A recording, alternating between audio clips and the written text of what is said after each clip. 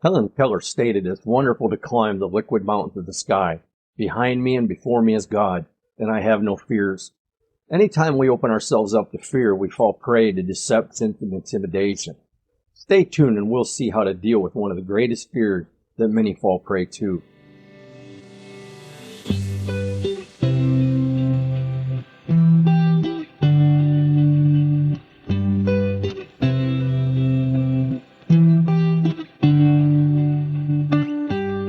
David tells us in Psalms 23:4, "Yea, though I walk through the valley of the shadow of death, I will fear no evil, for thou art with me, thy rod and thy staff, they comfort me."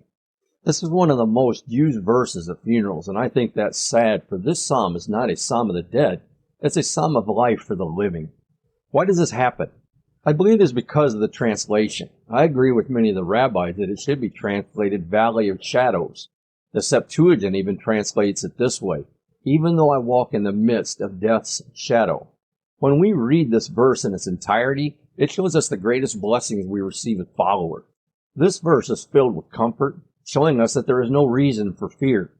What we must come to is realizing is that when life struggles come, no matter what the situation might be, this verse shows us the protection and the peace the shepherd brings us, telling us that we do not need to run helter-skelter, we do not need to live in a panic, shutting down and giving up on life. When we follow the shepherd, we simply just walk. No running, no thought of quitting. We just walk in faith, trusting him each step of the way, knowing that he'll give us enough light to light our path for each step we need to take. By his presence in our lives, he brings peace even in the midst of the deepest, darkest valley. What stands out here to me as well is that this valley is just a shadow of death. It's not something that's a real thing. It's something that's just a shadow. And that's where the Septuagint becomes important, because in the midst of death's shadow, it's just a shadow. So when this valley of the shadows of death or calamity is all around us, yet without fear, we calmly walk. Now get this, because this is what we need to see.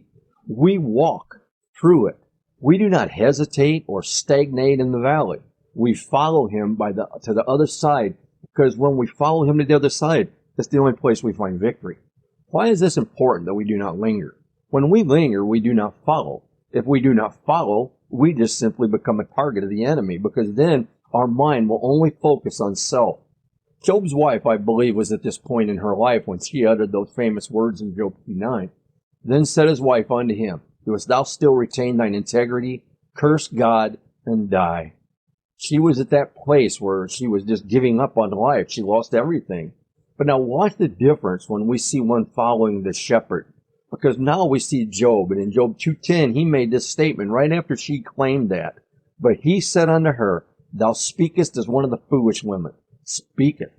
What? Shall we not receive good at the hand of God? And shall we not receive evil? In all this did not Job sin with his lips." I believe the key thing here is that these are just shadows. I have never seen where a shadow could hurt you. All it can do is try to bring fear into your life to make you think something's real.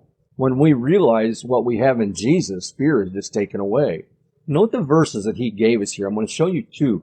The first one is in Matthew 4:16. He said, "The people which sat in darkness saw great light. And to them which sat in the region of the shadow of death, light is sprung up." To me, that's an awesome verse, because Jesus now is opening the eyes of people to where they can see the reality that this is just a shadow, because now perfect light is before them. He went on to seal this in Luke chapter 1 and verse 79. He came to give light to them that sit in darkness and in the shadow of death, to guide our feet into the way of peace. He sealed it right there. Jesus is with us even in the midst of this darkness, shining his light that we would have the ability to see the reality of our fear, whether we have a death sentence on our life or we are just facing a calamity so strong that we wonder if we'll even get through it. Jesus shines his light into our lives, dispelling that darkness. In these times, he guides us.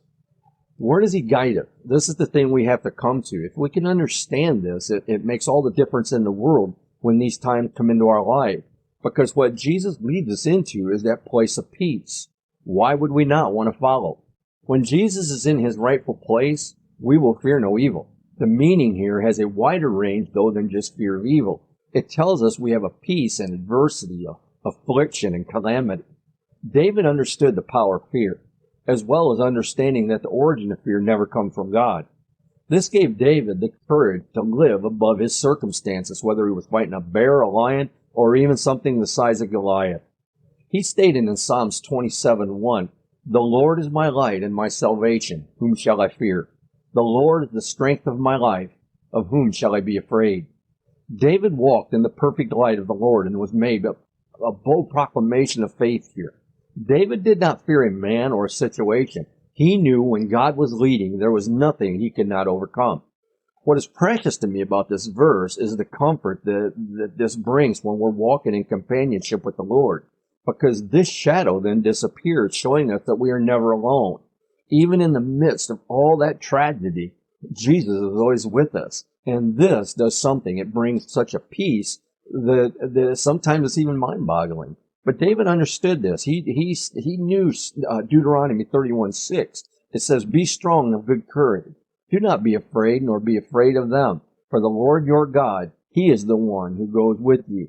He will not leave you, nor forsake you." What does this say to us? It says that no matter what we are going through, the shepherd is always with us. Just follow his leading. He knows the way. David continued his description of our protection by the shepherd tools. He describes here a rod and a staff. Now, these rods and a staff, many believe, are the same item. And it very well could be, for the fact that he couldn't carry a lot of things with him. But I believe it's referring to the different uses of what we call the shepherd's staff. David may be saying that both of these things bring comfort. The rod is for fighting and correction, and the staff is for our protection, telling us that the Lord's protection is only a rod's length away. And when I get a little too far away in the valley, his rod's right there to bring correction, keeping me where I need to be. How different it is when we follow the Lord and we allow Him to do the leading. Because it's then that we find joy. It's then that we find peace. Until the next time, stay in the Word.